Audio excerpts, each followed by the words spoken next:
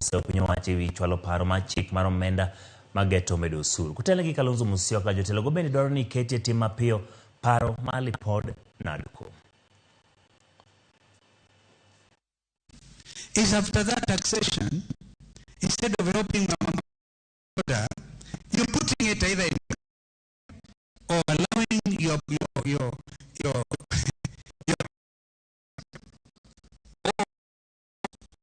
to go flushing out their wealth from people's taxes. We must also pray that this government hears the cries of Kenyans and does what is right. They should lessen the burden of taxation on poor Kenyans, as it is said in the book of Isaiah, to undo the heavy burden and let the oppressed go free. We keep on year in, year out, Your Excellency, developing budgets, which we cannot possibly finance. That is the root cause of this tax.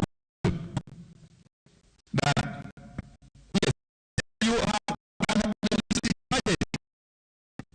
We get votes, still deficits.